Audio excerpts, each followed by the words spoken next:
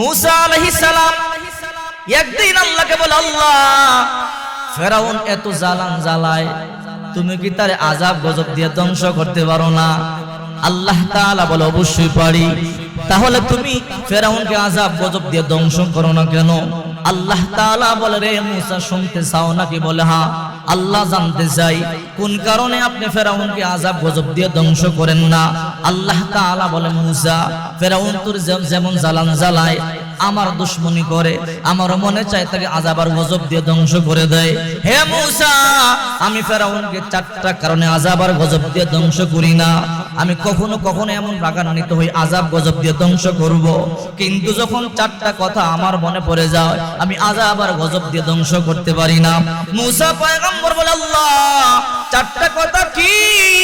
বলে, এক নাম্বার, যখন আমি আযাব দেওয়ার সিদ্ধান্ত নেই, তখন আমি তার দিকে তাকাইয়া দেখি তার মাথার মধ্যে পাগড়ি, তোমার মাথার মধ্যে পাগড়ি, তার মুখের মধ্যে দাড়ি, তোমার মুখের মধ্যে দাড়ি, তোমার গায়ে লম্বা জুব্বা, তার গায়ে লম্বা জুব্বা। আমি যখন তার দিকে তাকাই, তখন তোমার কথা মনে পড়ে যায়, তখন আমার কুদরতি অন্তরটা ঠান্ডা হয়ে যায়। এই সুন্নতি পোশাকটার দিকে তাকাইয়া এক নাম্বার আমি আল্লাহ তার আযাব আর গজব দিয়ে ধ্বংস করি না। আল্লাহু আকবার বলে। আল্লাহ দুই নাম্বার কি? বলে, দুই নাম্বার হলো ফেরাউনের একটা মা আছে, তার দুইটা হাত নাই, দুইটা পাও নাই, চলতে পারে না, অসুস্থ, প্যারালাইসিস হয়ে পড়ে আছে। ফেরাউন তার মাকে এত ভালোবাসে, ফেরাউন তার মাকে নিজের হাতে মোড়ায়া মোড়ায়া গোসল দেয়, নিজের হাতে মাকে গোসল দিয়ে তুল মালিশ করে দেয়, নিজের হাতে মাকে কোলের মধ্যে বসাইয়ে খাবার তুলে দেয়। নিজের মা খাবারগুলো খাওয়ার পরে হাত তুলে দোয়া করে, আল্লাহ আমার সন্তান আমারে বড় ভালোবাসি, আমার সন্তান আমারে বড় মহব্বত করে, আল্লাহ আমার সন্তানকে আযাব গজব দিয়ে ধ্বংস করবা না। আমি মা আমার সন্তানটার জন্য দোয়া করে নেই, যদি তুমি আমার সন্তানকে আযাব আর গজব দিয়ে ধ্বংস করো, আমি দুর্বল অসহায় মাকে কে খেদমত করবে? আল্লাহু আকবার। হে মুসা, দুই নম্বর কারণ হইল তার মায়ের দোয়ার কারণে আমি আযাব দিতে চাইলেও দিতে পারি না। আল্লাহ তিন নম্বর কারণটা কি বলেন? তিন নম্বর কারণ হলো ফেরাউনের বাড়িতে একটা ইতিমখানা আছে, তার একটা ভালো গুণ আছে, সে প্রতিদিন ইতিমখানার যে ছাত্রগুলো আছে দুপুরবেলা ভালো ভালো খাবার খাওয়ায়। এই দুপুরবেলা খাবারগুলো খাওয়ার পরে এই ছাত্রগুলো দোয়া করে, বলে, আল্লাহ আমরা এতিম, এই দুনিয়া আমাদের মা নাই, বাবা নাই, চাইলে ভালো ভালো খাবার আমরা খাইতে পারি না। ফেরাউন আমাদেরকে প্রতিদিন দুপুরবেলা ভালো ভালো খাবার খাওয়ায়, আল্লাহ তাকে ধ্বংস করে দিও না, তাকে ধ্বংস করলে আমাদেরকে কে ভালো ভালো খাবার খাওয়াবে? এই এতিম বাচ্চাদের দিকে তাকাইয়া আমি আল্লাহর কুদরতি অন্তরে জোশ খেলে যায়। এই জন্য যে সিদ্ধান্ত নিয়েছি পরিবর্তন করে ফেলি, আমি আল্লাহ গজব দিয়ে ধ্বংস করতে পারি না। ফেরাউন এবার বলে, মুসা বলে, আল্লাহ চার নাম্বার কারণটা কি আমার বলেন? রে মুসা, চার নাম্বার কারণ, ফেরাউন সারাদিন বলে আমি খোদা, আমি খোদা, আর রাত্র যখন হয় মুরুকান্তে গিয়া গর্তের মধ্যে মাথা ঢুকাইয়া বলে, আল্লাহ আমিও জানি তুমি আল্লাহ, আমিও জানি তুমি খোদা, আমি জানি তুমি সর্বক্ষমতার মালিক। আল্লাহ আমি পরকালে কোনো কিছু চাই না, আমি তোমার জান্নাত চাই না, আমাকে দুনিয়ার মধ্যে ক্ষমতা দিয়া দাও, যে কয়দিন দুনিয়ার মধ্যে আসি আল্লাহ আমি যেমনে চাই সেমনে যেন চলতে পারে। হে মুসা, এই জন্য আমি ফেরাউনকে ক্ষমতা দিয়া দিলাম, এই জন্য চিন্তা করতেছি আখিরাতের তুলনায় দুনিয়ার জিন্দগিটা একদম ছোট, একদম অল্প।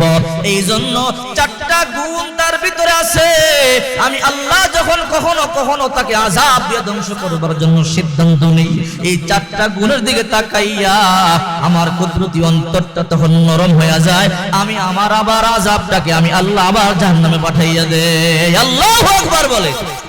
এই সুন্নাত অনেক দামি একটা জিনিস, কথা বলেন ঠিক কি না? এই টুপি, এই দাড়ি, এই নবীওয়ালা পোশাকের দাম অনেক বেশি।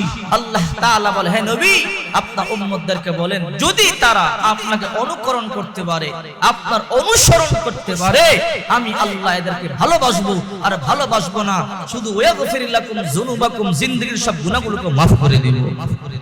যে আয়াত আমি আপনাদের সামনে তেলাওয়াত করেছি, এই আয়াতে আল্লাহ পাক রব্বুল আলামিন বলেন, মান আমিলা সালিহাম মিন যাকারিন আও উনসা হুয়া মুমিন, মুমিন নারী পুরুষ যারা দুনিয়াতে নেক আমল করবে, আল্লাহ তাআলা বলেন ফালানুহিয়ান্নাহু হায়াতান তাইয়্যিবা, এক নম্বরে আল্লাহ দুনিয়াতে সুন্দর পবিত্র একটা জীবন দান করবেন। আমরা সুন্দর জীবন চাই কি চাই না? টাকা পয়সা ধন দৌলত হইলে কি সুন্দর জীবন হয়? অনেক টাকাওয়ালা আছে ইলিশ মাছ খেতে পারে না, বিবির সামনে ইলিশ মাছ নিয়ে আসে ভাজি করে খান, বলে খাইতে পারবো না, কেন? অ্যালার্জি বেড়ে যাবে, ঠিক কি না? অনেক টাকাওয়ালা আছে গরু গোশত খাইতে পারে না, বিবি তখন বলে গরু গোশত খান, বলে খাইতে পারবো না, কেন? প্রেসার বেড়ে যাবে। সুন্দর করে পিওর দুধ দিয়া চিনি দিয়া সুন্দর করে পায়াস বানায় আনছে, খান, বলে খাইতে পারবো না, কেন? ডায়াবেটিস বেড়ে যাবে। এরকম পোড়া কপাল আছে না নাই? আর এমন গরিব মানুষ আছে দিন আনে দিন খায়, ভ্যান চালায়, রিক্সা চালায়, খেতে খামারে মজদুরির কাজ করে, রাত্রে ঘরে ফিরে 2টা মরিচ আর 1টা পেঁয়াজ দিয়া এক বোল ভাত খেয়ে ফেলে, ঠিক কি না? সবকিছুর মালিক কে? আল্লাহ তাআলা বলেন, যদি তোমরা নেক আমল করো, 1 নম্বরে আমি আল্লাহ তোমাদেরকে সুন্দর একটা জীবন দান করব, সুবহানাল্লাহ। আর 2 নম্বরে ওয়ালা নাজজিয়ান্নাহুম আজরাহুম বিআহসানি মা কানু ইয়ামালুন, আমি আল্লাহ তোমাদেরকে পুরস্কৃত করব, তার মানে জান্নাতের মেহমান বানাই দেব, সুবহানাল্লাহ বলে।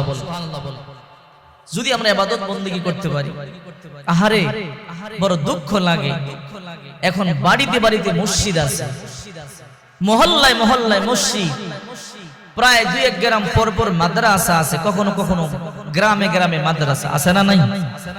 এরপরও আমরা নামাজটা ঠিক মতো আদায় করি না। ইমাম সাহেব যদি বলে যুবক নামাজ পড়ো, বলে হুজুর ফ্যান তো ভালো না, এরকম বলে কি বলে? আহারে যুবক, এই কথা বলে তুমি পার পাইতে পারবা? তুমি যখন মরে যাইবা, রাসূল করিম সাল্লাল্লাহু আলাইহি ওয়াসাল্লাম বলেন, আউয়ালু মা ইউহাসাবু বিহিল আবদু ইয়াউমাল কিয়ামাতিস সালাহ, কিয়ামতের দিন সর্বপ্রথম বান্দা বান্দির নামাজের হিসাব হবে, ঠিক কিনা? জোরে বলো। নামাজের হিসাব ছাড়া কেউ 1 কদম নড়তে পারবে না, আগে নামাজের হিসাব দাও, এরপরে কদম নাড়াও।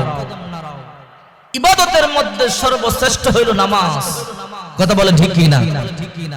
শয়তান তো ধোঁকা দিচ্ছে, কিন্তু তুমি মনে করতেছো আমার আগে যে হুজুর বয়ান করছে, আমরা তো মনে করি বুড়া হইলে মারা যাবো, কিন্তু বুড়া হইলে যে মরব গ্যারান্টি কি? হাজার হাজার যুবক দৈনিক মারা যাইতেছে, স্ট্রোক করে, হার্ট অ্যাটাক, ক্যান্সার, প্যারালাইজাস, গাড়ির নিচে অ্যাক্সিডেন্ট করে মারা যায়, আছে না নাই? আর এখন তো ইহুদি খ্রিস্টানরা উঠে পড়ে লেগেছে কেমনে মুসলমানদেরকে ইসলাম থেকে দূরে সরাইতে পারে, ঠিক কি না? পাঠ্য পুস্তকের মধ্যে এদের কালচার ঢুকায়া দিছে, বিভিন্ন ভাবে ষড়যন্ত্র করতেছে, মানুষকে ইসলাম থেকে কেমনে দূরে সরাইতে পারে। কিন্তু ইসলাম এমন এক ধর্ম, এমন এক ধর্ম যারা একনিষ্ঠভাবে ইসলামের উপরে চলবে, খোদার কসম কখনো এদেরকে কোনো মুনাফিক মুরতাদ ইসলাম থেকে দূরে সরাইতে পারবে না, ঠিক কি না? আল্লাহ তাআলা বলেছেন, মিনাল মুমিনিনা রিজালুন সাদাকু মা আহাদুল্লাহ আলাইহি ফামিনহুম মান কাদা নাহবাহু ওয়া মিনহুম মান ইয়ানতাজির ওয়া মা বাদদালু তাবদীলা। আর মুমিনদের মধ্যে এমন কিছু মুমিন আছে যারা আল্লাহর সাথে যে ওয়াদা দিয়েছে, এদেরকে মারো, কাটো, আগুনে পোড়াও, ফাঁসির মঞ্চে ঝুলাও, এরপরও এরা আল্লাহর সাথে যে ওয়াদায় চুক্তিবদ্ধ হয়েছে মরতে পারে, কিন্তু এরা আল্লাহর সাথে কখনোই ওয়াদা ভঙ্গ করতে পারে না, ঠিক কি না? দেখেন না, মাঝে মাঝে ইহুদি খ্রিস্টানরা মুসলমানদেরকে বেয়াজ্জতি করবার জন্য বিভিন্ন রকমের চক্রান্ত করে, বিভিন্ন রকমের প্রশ্ন ছেড়ে দেয়। এটা শুধু আজকে নয়, আগেকার জমানাতেও ছিল।